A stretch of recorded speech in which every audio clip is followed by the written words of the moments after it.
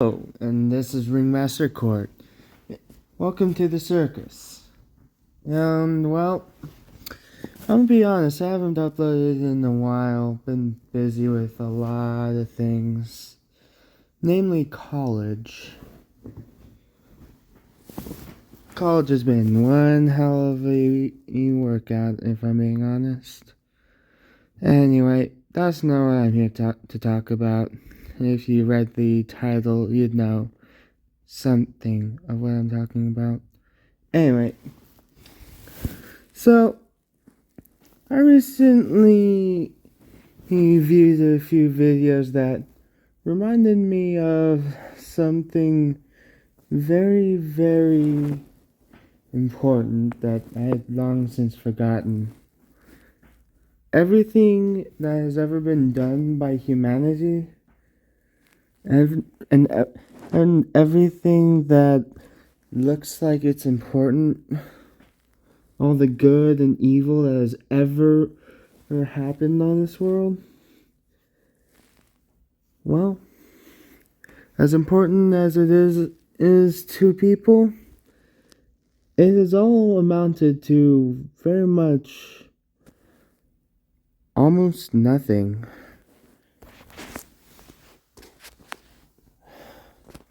Because we haven't been exploring. We haven't been doing what we said we'd do. And honestly, it's a crazy thought to me. And that's saying something. So, I'm not saying we have to do much of anything. The whole concept of having to do something is not for me. I get why people think that you have to do something, but the truth is, whether you do something or you don't, the universe will keep going. No matter what, the world will still keep going. Think of any atrocity. Think of the most horrific atrocity you've ever heard of. Most of you probably thought, well, there's that thing that the Nazis did that we call the Holocaust. And you'd be right, that was a pretty bad thing. That's underscoring how bad of a thing it was, definitely. Underselling it, I mean. But all in all, it honestly did nothing in the long term. It did very little except finally hammer in a critical lesson into the human race's head. Genocide is bad. It also hammered in the concept of, well,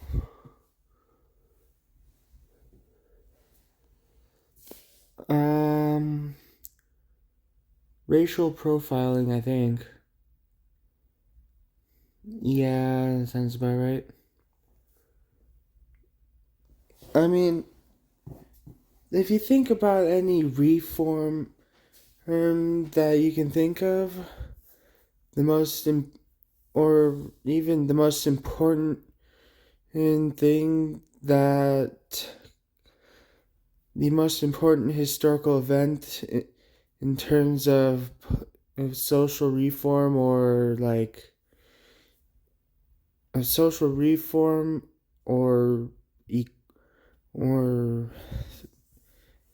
the people being equal to one another, you'd probably think, well, there's the civil rights movement. Yeah, there was. And that's the thing. The civil rights movement also happened, and that's probably one of the biggest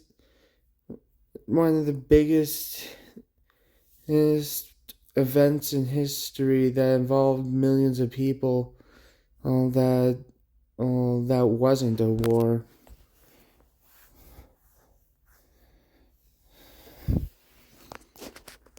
Yeah, unknown multitudes of people were have been affected by that one movement and the Holocaust. The Holocaust and the Civil Rights Movement. Insane amounts of people have been affected by it. And the world has forever been affected by it. And yet, even with all of that, it all happened on the equivalent of a speck of dust within an infinite room.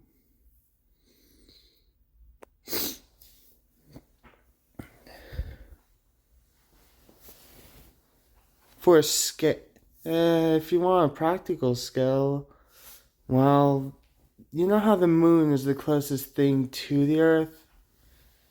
Yeah, you can actually fit like 30 Earths between here and the moon. If there's like some sort of road constructed between the Earth and the moon, and there was a car driving up from the Earth at approximately 100 kilometers per hour, because this is astronomy. And in science you use metric, never imperial. Anyway, at 100 kilometers per hour, it would take you about half a year to get to the moon.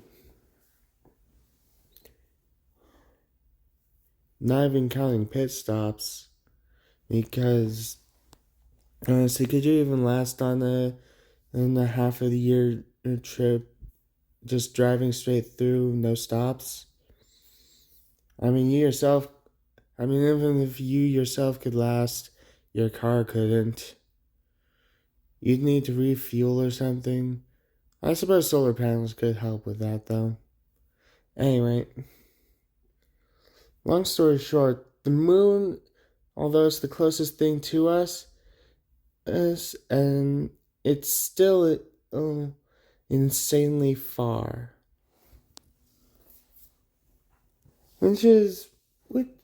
That kind of puts into perspective the moon landing, doesn't it? Well, for those of you who believe the moon landing was real. But I'm talking to those who listen, not those who ignore. Anyway,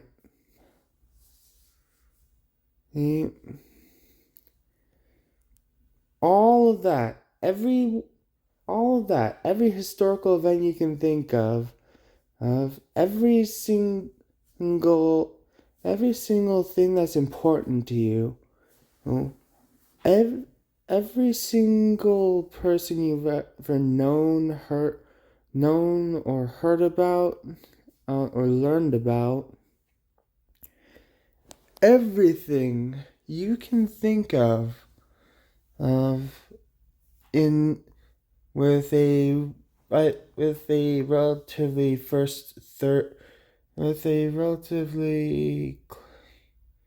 personal perspective. All of that happened on a tiny dot floating through space.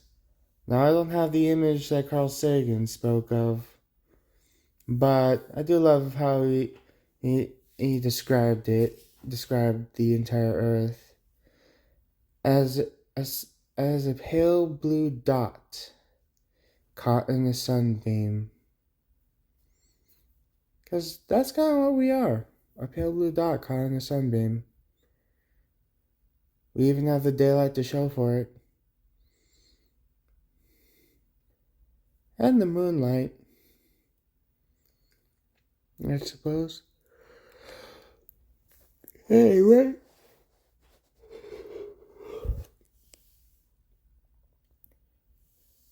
the distance from the Earth to the Sun is 1 astronomical unit. Yeah.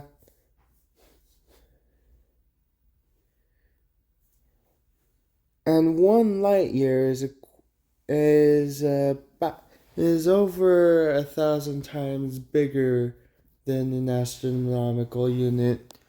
I don't know the exact number to be honest, but the exact number is theoretical.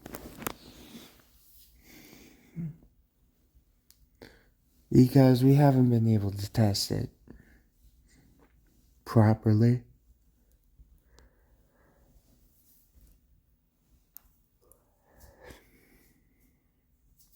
Yeah.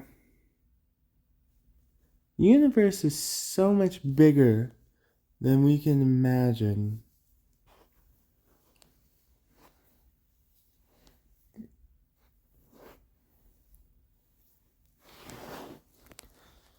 And apparently it's constantly expanding to be even bigger.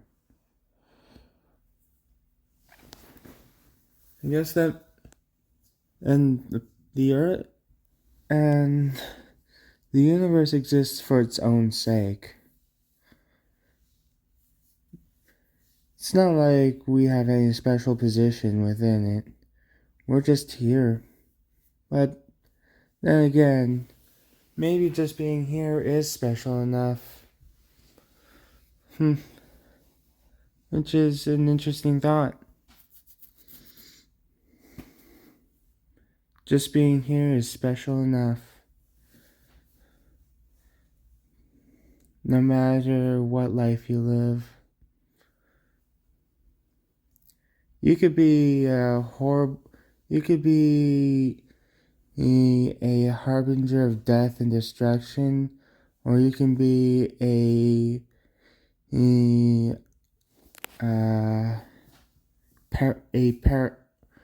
you can be a harbinger of death and destruction, or a paragon of life and creation, and you could or a paragon of knowledge and wisdom or something, and you'd still be insignificant in the grand scheme of the universe. Smaller than the smallest speck of dust. Huh. So small you might as well be just an atom. The small, which in and an atom itself is the smallest unit, the smallest unit of matter that still retains its properties, because well, geez, I'm stuttering. I'm repeating myself. Anyway, atoms can actually be broken up into subatomic particles. Happens all the time. An atom gains or loses an electron, becomes positively or negatively charged, and occasionally an atom gains or loses a proton. And proton. Okay, I can't say that word right. I'm tired. Anyway, and it gains or loses a proton and becomes something else entirely. Hydrogen could become helium.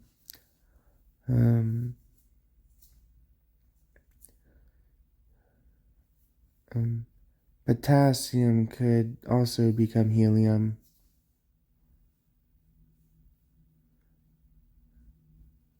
And each individual atom has its own unique properties and abilities. Properties, actually, it's the best word. It has its own unique properties. Each individual atom. Heck, each individual subatomic particle of atom has its own property. And those subatomic particles are made out of quarks, which we know basically nothing of, except the idea that they exist is still just a theory at this point. It's possible that they exist. Heck, it's even probable. Though we can't confirm it as scientific law without a significant amount of evidence. Which reminds me, science as we know it, everything that has happened that has brought science to its current point, it's still insignificant, even on the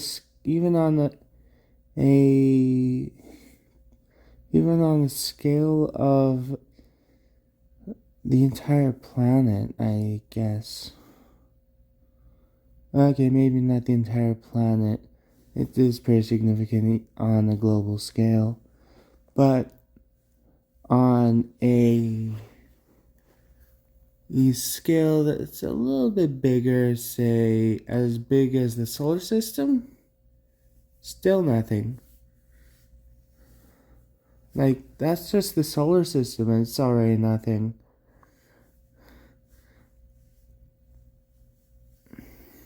Yeah. That's how it is. We all think we're something, but in the end, we've been nothing this whole time. And yet, everything has its own property and purpose, and well, everything has its own unique properties or abilities. Like, we humans have figured out how to manipulate the world to our advantage. Somewhat. That's our special skill.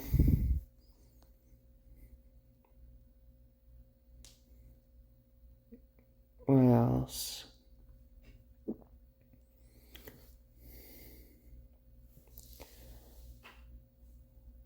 Well, else I can't think of anything else.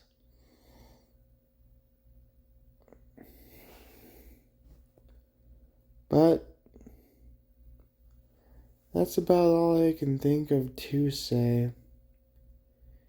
The universe is big. So big it's impossible to imagine. Anyway, that's about my talk. Thanks for listening if you did. And, well, see you later. The circus is now closed.